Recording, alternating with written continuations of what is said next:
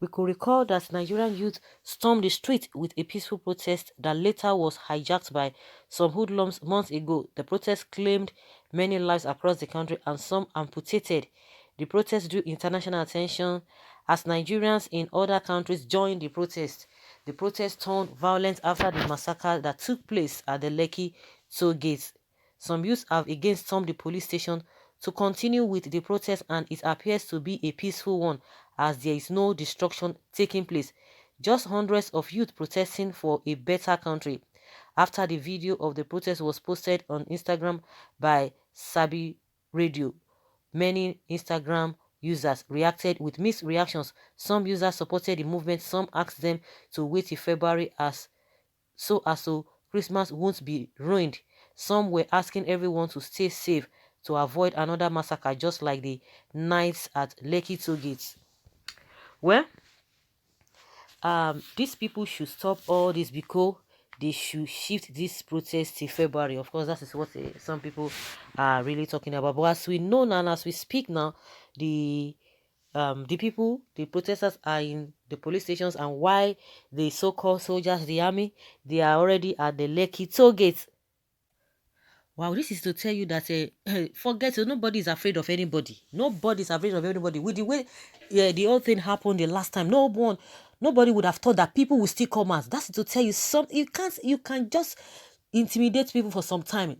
These people, they have dead them because people thought that as they have, with what happened, of course, naturally you would have thought that nobody is going to come out, and with the way the police have been and the soldiers they have been saying, don't come out, don't do this and that, forget it, forget that, don't try it. And even if they are not as the number that people are expecting, but for the fact that we are even seeing close to 100, even more than 100, shows that nobody, how many of them, how many people do they want to take down? At least kudos to them. And somebody is saying, don't spare any animal that come out disrupt public peace this time around. What else has again? Okay, someone said, supported 100%. Okay, voice of the voiceless indeed. I dare with you, my brother. God punish all of you, Pharaoh of modern time. You are not serious. Let me tell you, you may be enjoying now, but I tell you, your children will suffer for the evil people you people created. Don't forget that some people don't even value their children. Is it not somebody that is that a man even called himself a pastor? Let's even leave that a title. A man impregnated his own children, committing that atrocities. Some parents, some people are not even worth calling parents. So all those people that are saying, oh, your children will suffer, your children will whatever, they don't even care.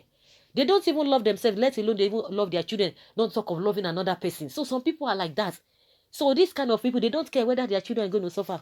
It's none of their business. And that's why we have more wicked people at the helm of affair in this country. More wicked people. And that's why they are so heartless. They are so insensitive to the plight of the people. But during the election time, you see them moving from places to places. But let them get what they want. They will turn their backs against the masses. So they don't have conscience. We have more wicked people, and that's why all of these things are going on. Because if they have good heart, the so-called leaders, if they have good heart, we will not be experiencing what we are experiencing right now. We won't. So some people don't just even bother yourself that whether their children will suffer at the end of the day, because they don't even care about themselves, not to talk of their children. So they don't bother.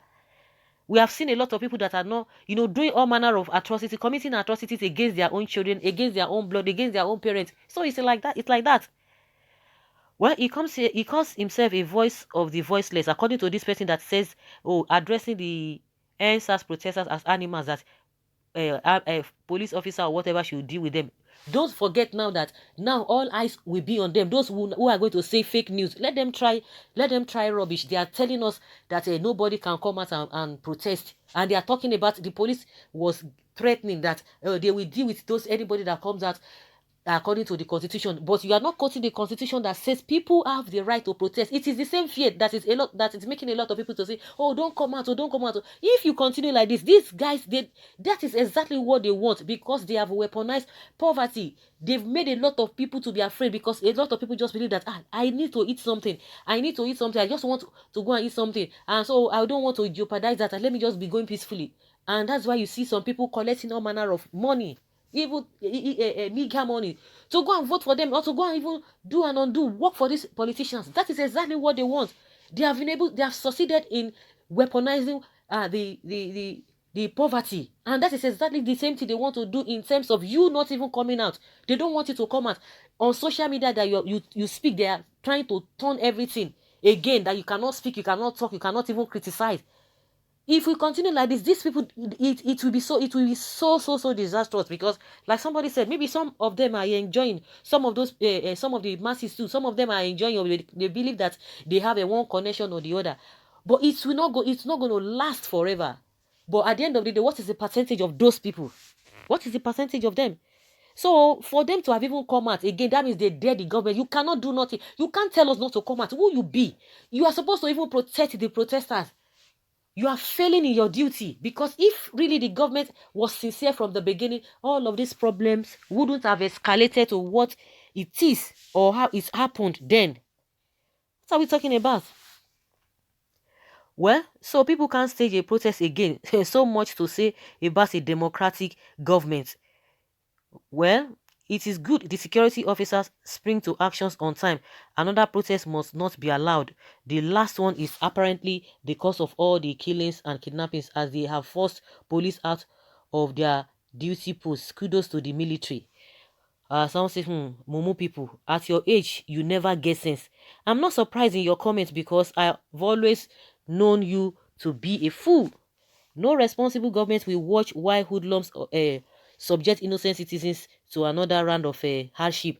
But I'm sure it was EndSARS that caused the so-called Boko Haram that took the lives of 43 farmers. I'm sure it is the EndSARS that started it. The suffering and the hardship, it is as a result of the EndSARS. But the government can fold its hands and begin to make rubbish policies that causing people their lives hardship here and there. It is the so-called EndSARS that did that, and they can fold their hands and see S-men taking the lives of people, going into people's farms. They can fold their hands. You see how hypocritical some people are.